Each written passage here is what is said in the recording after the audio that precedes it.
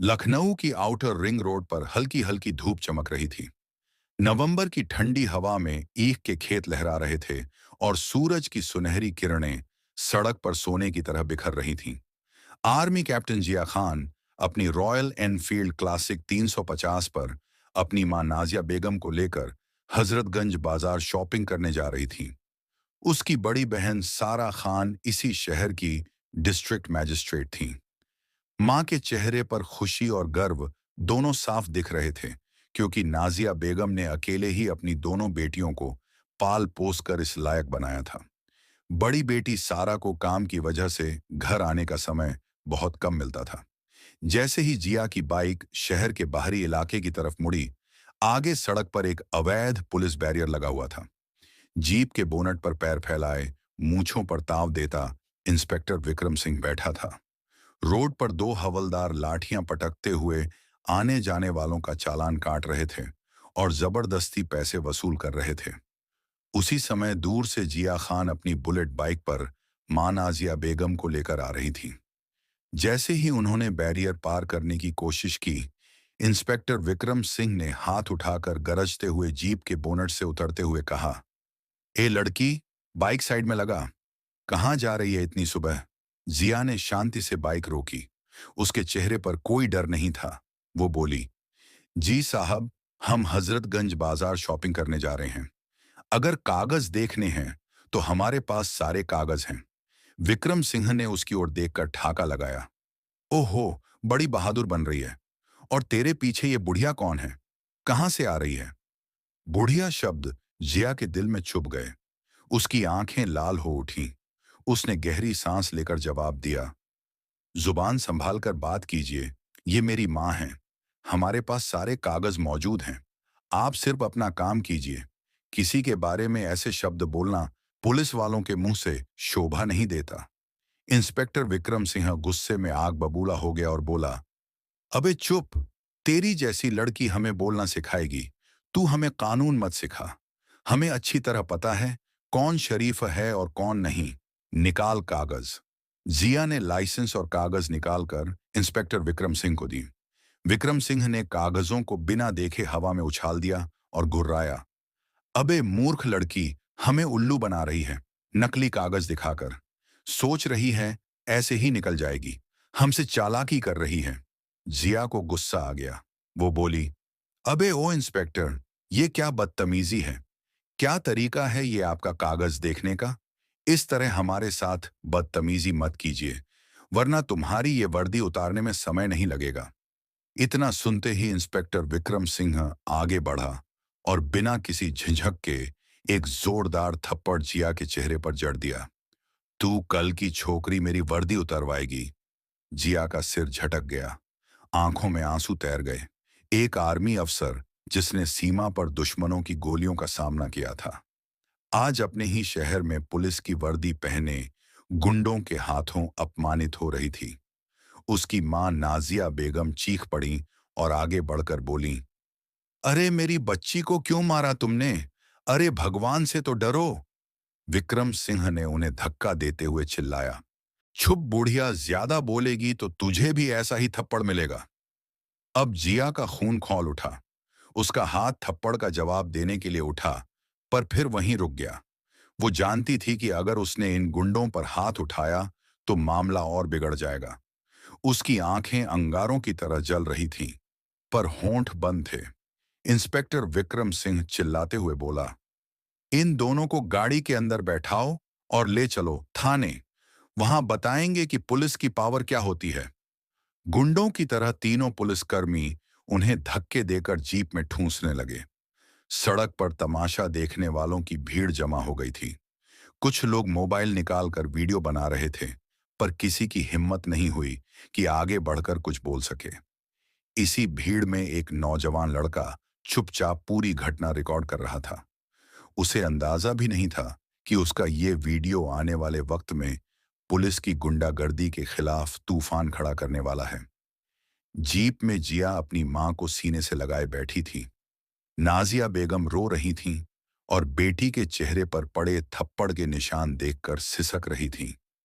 थाने पहुंचते ही इंस्पेक्टर विक्रम सिंह मूंछों पर ताव देता हुआ गरजा, अबे, हवालात में ठूंस दो इन दोनों को। दोपहर तक सारी अकड़ निकाल देंगे, फिर देखेंगे इनकी औकात। हवलदार सुरेश और रमेश ने धक्के मारकर नाजिया बेगम और जिया को एक गंदी कोठरी में बंद कर दिया। दरवाजा बंद होते ही कोठरी की दीवारों में उनकी सिसकियों की गूंज फैलने लगी। लेकिन इन पुलिस वालों को इस बात का जरा भी अंदाजा नहीं था कि बाहर एक ऐसा तूफान खड़ा था, जिसकी कानों में थोड़ी सी भी भनक लग गई तो उसके चपेट में आने से इंस्पेक्टर समेत पूरे थाने की जिंदगी तबाह हो सकती थी।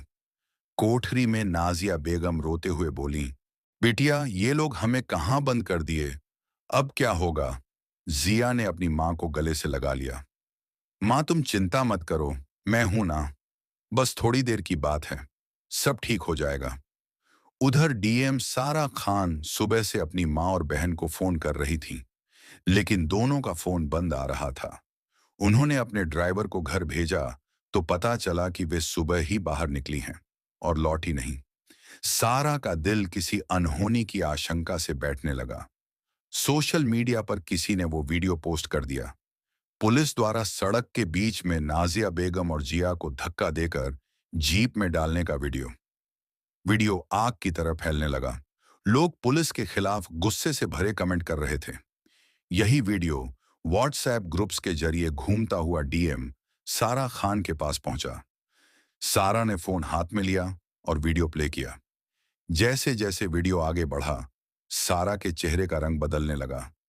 उनकी शांत आंखों में पहले हैरानी, फिर गुस्सा और फिर एक भयानक तूफान उभर आया।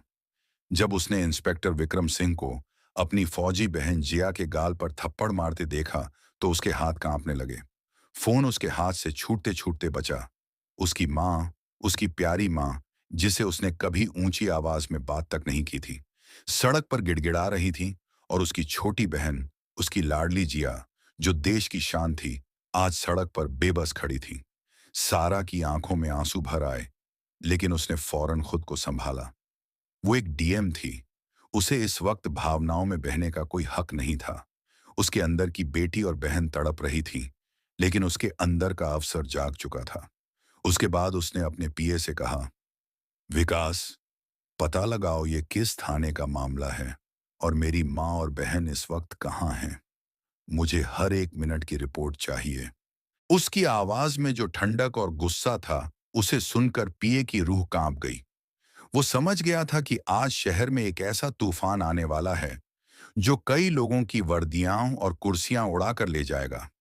सारा कुर्सी पर बैठकर सोचने लगी, मेरी माँ जिसने हमें पालने के लिए अपनी पूरी जिंदगी लगा दी, और मेरी बहन जो देश के लिए जान हथेली पर चलती है, उनके साथ ये सुलूक।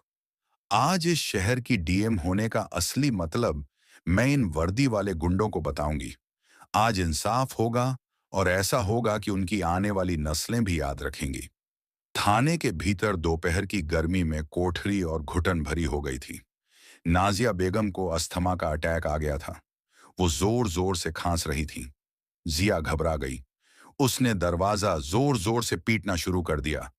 कोई है? दरवाजा खोलो, मेरी माँ की तबीयत खराब हो रही है, कृपया किसी डॉक्टर को बुलाइए। बाहर से एक कांस्टेबल चिल्लाया, अबे चुपचाप पड़ी रह, ड्रामा मत कर, दोपहर से पहले कोई दरवाजा नहीं खुलेगा। इसी बीच थाने के बाहर माहौल बदलने लगा था। वो वायरल वीडियो अब सिर्फ शहर में नहीं, बल्कि पूरे प्रदेश में फैल चुका था। मीडिया चैनलों को खबर लग चुकी थी। रिपोर्टर्स की गाड़ियां थाने के बाहर जमा होने लगी थीं। थाने का इंस्पेक्टर विक्रम सिंह अपने ऑफिस में बैठा चाय की चुस्कियां ले रहा था। तभी उसका मोबाइल बजा। स्क्रीन पर नाम चमक रहा था, एएसपी साहब। दूसरी तरफ से एएसपी की घबराई हुई और गुस्से से भरी आवाज आई, राणा, सब बर्बाद कर दिया तुमने। वे दो औरतें कोई और नहीं, इस जिले की डीएम सारा खान की मां और उनकी बहन आर्मी कैप्टन जिया खान हैं। और वो वीडियो पूरे देश में घूम रहा है। मुख्यमंत्री तक बात पहुंच गई है। तुमने डीएम की फैमिली को हवालात में डाला और उनके साथ बदसलूकी की। थप्पड़ मारा किस अधिकार से? फोन इंस्पेक्टर विक्रम सिंह के हाथ से लगभग छूट गया। उसके चेहरे का रंग उड़ गया। वो पागलों की तरह अपनी कुर्सी से उठा और हवालात की तरफ भागा। चाबी लाओ, जल्दी खोलो दरवाजा। दरवाजा खोला गया। अंदर का मंजर देखकर इंस्पेक्टर की आत्मा कांप गई। जिया नीचे जमीन पर बैठी थी। उसकी गोद में उसकी मां बेहोश पड़ी थी।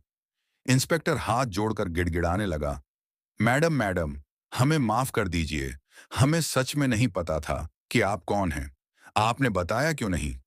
जिया ने कोई जवाब नहीं दिया। उसने बस अपनी मां की नस टटोली। वो बहुत धीमी चल रही थी। उसने इंस्पेक्टर की तरफ ऐसी नजर से देखा कि वो कांप गया। जल्दी एम्बुलेंस बुलाओ। उसकी आवाज में एक फौजी का हुक्म था। एम्बुलेंस थाने पहुंच गई। नाजिया बेगम को स्ट्रेचर पर लिटाया गया। जिया भी उनके साथ एम्बुलेंस में बैठ गई।